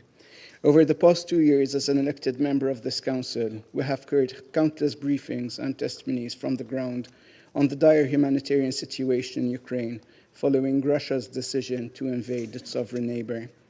After almost 3 years of fighting, this conflict has turned into the bloodiest and most devastating in Europe since World War II. OCHA's briefing last Monday was just the latest in a long string of harrowing accounts. As we have heard, and I quote, "Daily attacks continue, inflicting death, injury, and untold suffering on ordinary Ukrainians, and destruction and damage to civilian infrastructure." Despite this, today we witness yet another attempt to divert the international community's attention from this reality, creating a smokescreen to obscure latest escalations. In recent weeks, the Russian Federation has intensified its drone and missile attacks against Ukrainian cities. It has tested a new ballistic missile on the battlefield. It has also secured the deployment of DPRK troops. Neither can we forget about the provision of military assistance from the DPRK and Iran, which is having a direct impact on the war. The facts are clear. Through its decision to invade Ukraine on 24 February 2022, the Russian Federation violated and undermined the UN Charter and international law. The relentless bombing of Ukraine's civilian infrastructure, including energy infrastructure with a clear purpose to pile on the misery in the coming winter months, have continued to exacerbate the humanitarian crisis. The Security Council needs to continue to be seized of the humanitarian situation in Ukraine, in particular the lack of access humanitarian workers are facing. Malta continues to call for full and unfettered access for all humanitarian workers currently operating on the ground in Ukraine. International humanitarian law and international human rights law must be fully adhered to by all the parties at all times. There also needs to be full accountability for all the crimes committed by Russia in Ukraine. Madam President, let me reiterate that Ukraine has the right to defend itself under Article 51 of the UN Charter, and that it has the right to rely on its allies to do so. This is the same right enjoyed by every other member of the United Nations. Nothing more, nothing less.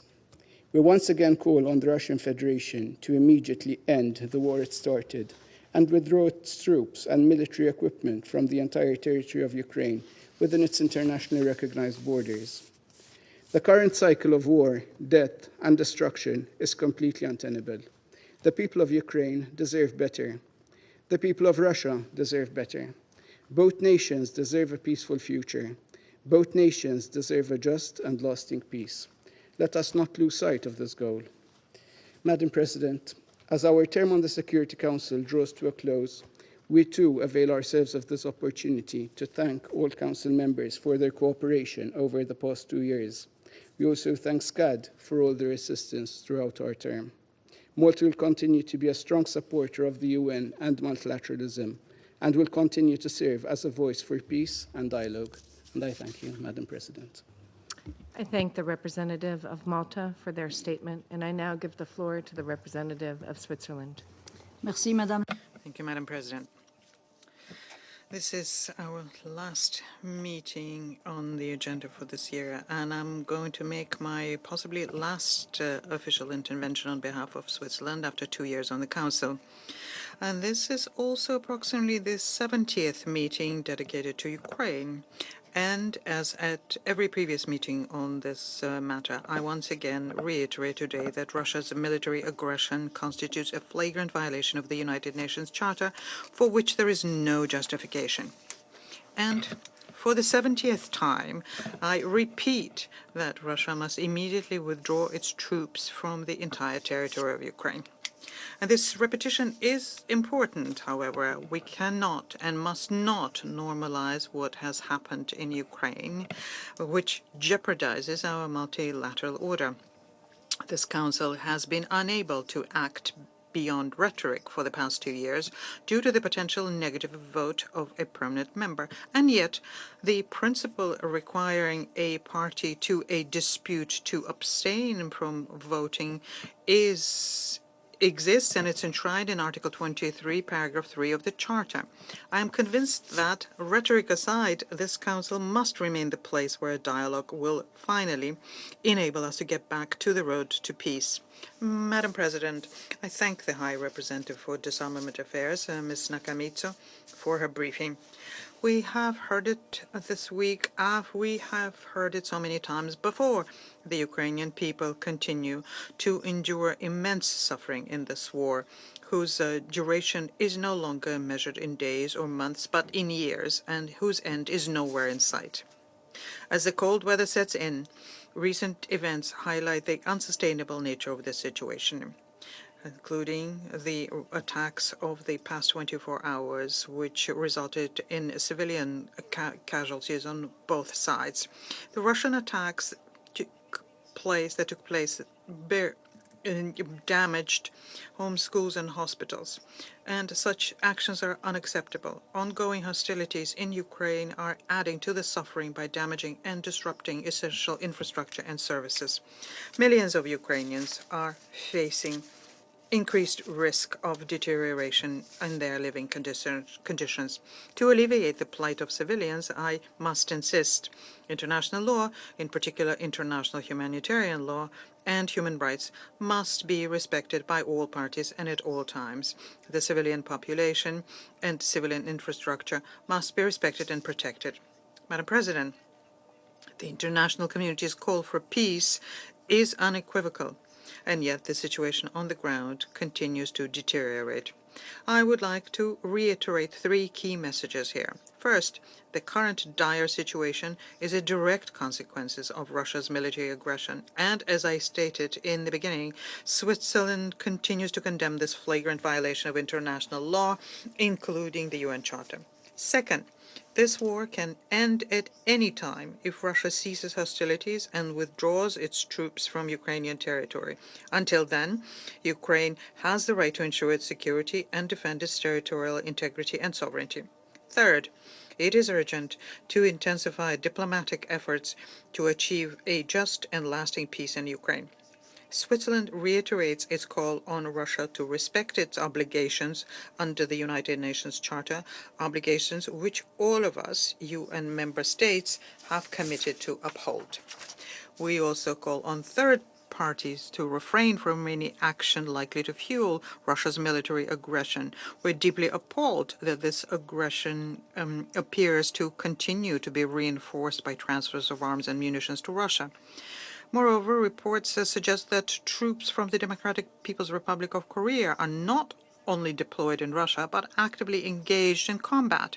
Switzerland urges all states to strictly comply with their obligations under international arms control agreements, including the relevant resolutions of this Council. Madam President, as this year draws to a close, we look to the future with both challenges and opportunities. Switzerland believes that it is our collective responsibility to support efforts to achieve a comprehensive, just, and lasting peace in Ukraine, anchored in the principles of the United Nations Charter.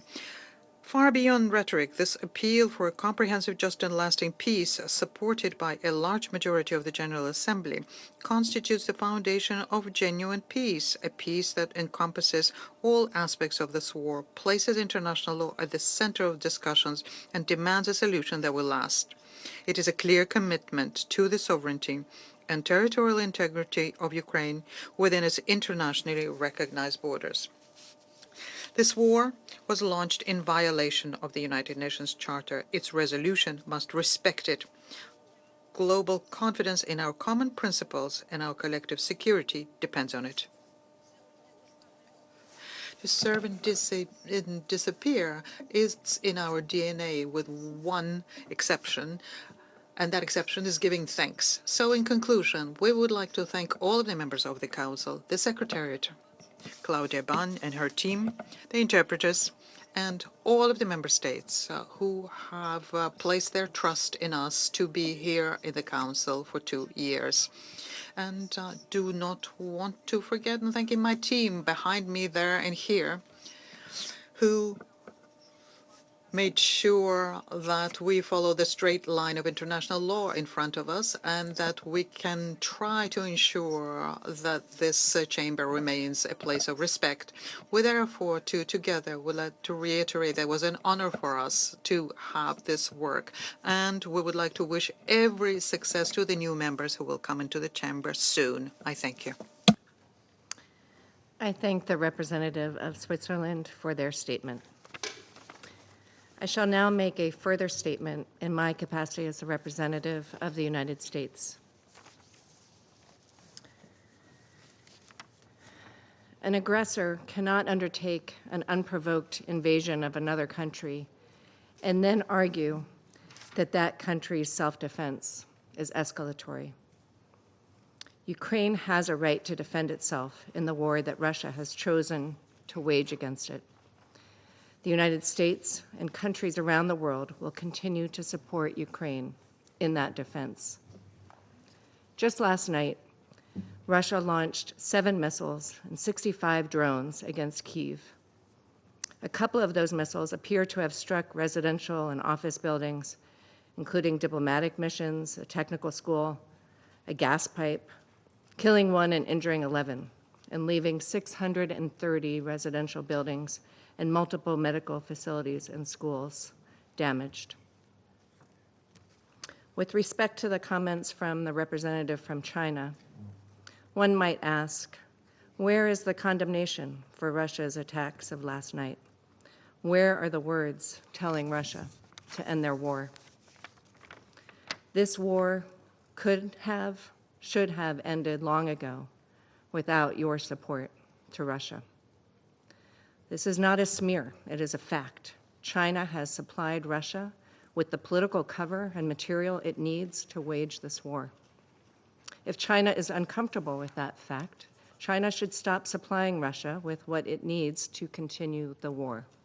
Then, and only then, the United States will stop calling out China for enabling an unprovoked war of aggression that violates the sovereignty and territorial integrity of a UN member state. I shall now resume my role as President of the Council. The representative of Russia has asked for the floor to make a further statement. Madam President, I just wanted to ask you, you have read out the summary of the U.S. statement which was made by a U.S. representative in the beginning of this meeting.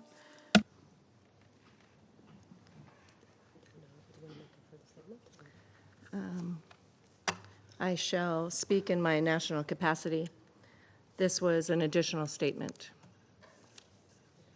I resume my function as President of the Council. I now give the floor to the representative of Ukraine. Thank you, Madam President. Distinguished members of the Security Council Under Secretary General Nakamitsu. I also recognize here Putin's copper regime in the permanent seat of the Soviet Union. As it is often the case, just a few days after a Security Council meeting on maintenance of peace and security of Ukraine, a meeting that he labeled as, I quote, a desperate attempt to keep Ukraine afloat. As a topic on the Council's agenda, the Russian delegation has called yet another meeting, evidently aiming to drown this topic in a flood of lies and disinformation. We reiterate our condemnation of such misuse of the Council's time and resources. At the same time, Russia's actions follow a troubling logic. We have already drawn the Council's attention to the clear correlation between the timing of Russian attacks on Ukraine's civilian infrastructure and Russia-initiated Council meetings like today. The metrics of instrumentalization of the Security Council for the purposes of waging the war is as follows. A, plan a strike. B, call a UN Security Council meeting. C, carry out a strike. D, hold a meeting to complain about Western supply of weapons. This correlation has been registered in at least 18 cases. Let me highlight just a few recent examples. Russia launches a missile attack on Ukraine on the 20th of December. On the 20th of December, Russia holds a meeting. Russia launches a missile attack on Ukraine on the 30th of October. The meeting is held on the 31st of October. Russia strikes Ukraine on the 12th of September. The meeting is called on the 13th of September.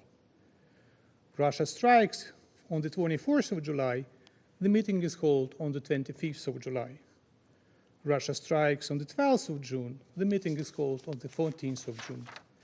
Russia strikes on the 11th of April. The meeting is held on the 12th of April. And so on and so forth. Russia strikes on the 18th of May. The meeting is called on the 18th of May.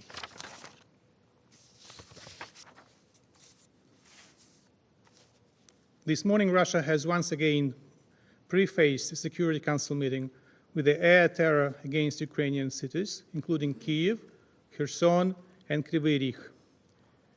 In Kyiv alone, 5 ballistic missiles, Iskanders, or North Korean KN-23, and 40 drones of Iranian origin were launched.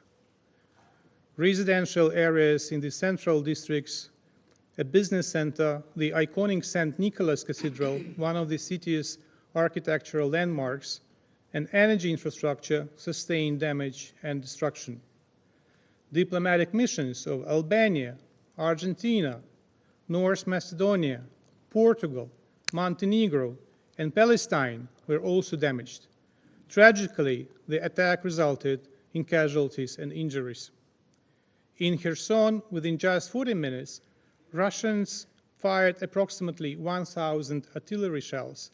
The city infrastructure suffered significant damage, and there were killed and injured among Kherson's residents.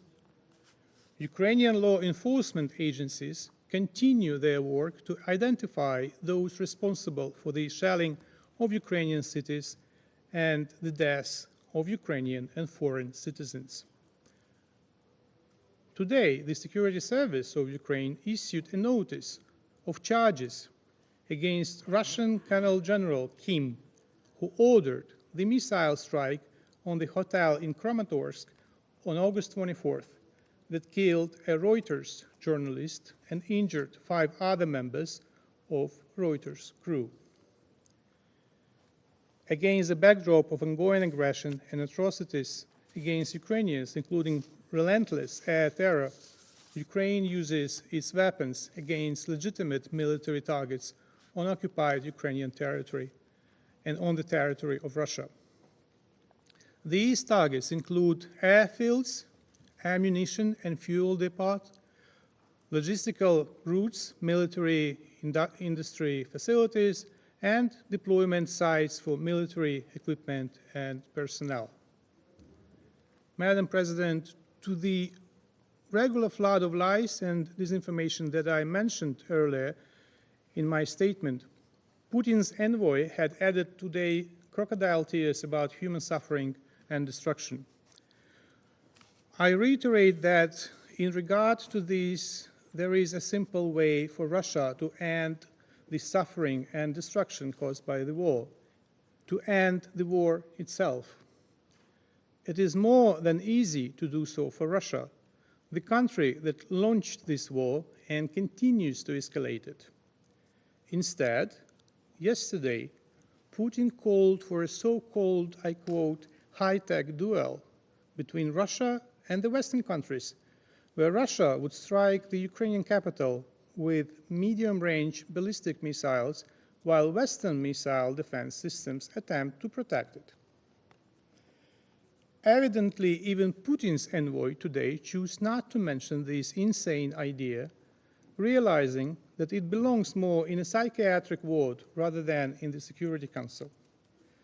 Indeed, yesterday's statement from Putin left no doubt about both his pathological cruelty and his evident psychiatric issues. War and killing are tragedies and disasters for any sane person, but for Putin, they are an exciting and entertaining action when Russians get bored with calmness and stability. And when Putin, who even Russians label as the bunker grandpa, speaks of bullets whistling over his head, no further commentary is needed. Overall, yesterday's revelations from Putin leave no room for doubt. His regime must be neutralized as soon as possible.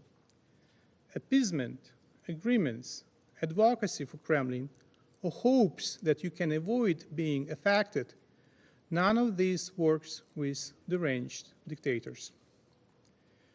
One may try to be Putin versteher, but when Putin and his cronies grow bored again and seek another entertaining action, your country could become the next arena for high-tech duels. This is why Ukraine is deeply grateful to all our partners who help us defend our sovereignty, ourselves, and our children. I reiterate that Ukraine never wanted this war, and more than any other country across the globe, Ukraine wants the war to end. Forcing Russia to cease its aggression requires a powerful and effective international coalition of states that share the principles of a comprehensive, just and lasting peace based on the peace formula and the UN Charter, with which the formula fully complies. We therefore urge the Council to focus on ways to remove the threats stemming from aggressive Russian neo-imperialism and to ensure war criminals are held accountable. I thank you. I thank the representative of Ukraine for their statement. There are no more names inscribed on the list of speakers. The meeting is adjourned.